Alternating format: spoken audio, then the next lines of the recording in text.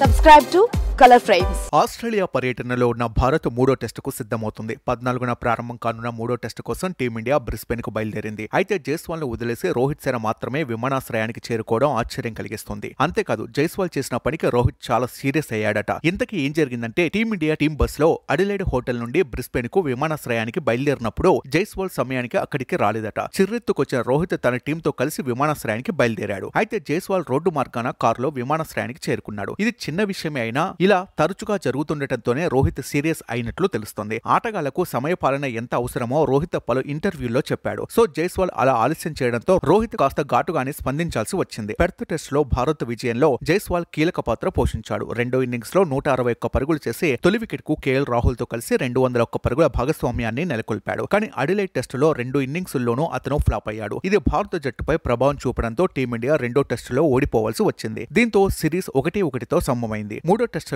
విజయం సాధించడం ఇరు జట్లకు అత్యంత కీలకంగా మారింది. బ్రిస్బెన్ వేదికగా జరగనున్న మూడో టెస్ట్ భారత్ కు అంత సులువు కాదని అంటున్నారు. బ్రిస్బెన్ లోని ఫాస్ట్ పిచ్ పై కంగారు బౌలర్లో భారత బ్యాట్స్మెన్లను ఇబ్బంది పెట్టే ప్రమాదం ఉంది. అయితే టీమిండియా బ్యాట్స్మెన్లు క్రీజ్ లో నిలదొక్కుని రాణిస్తే పరుగుల వరద పారడం ఖాయం. మూడో టెస్టులో యశస్వి జైస్వాల్ మంచి ఆరంభం ఇచ్చి భారీ స్కోర్ చేయాల్సిన అవసరం ఉంది. వీడియో మీకు నచ్చినట్లయితే ప్లీజ్ లైక్ చేయండి, షేర్ చేయండి, కామెంట్ చేయండి.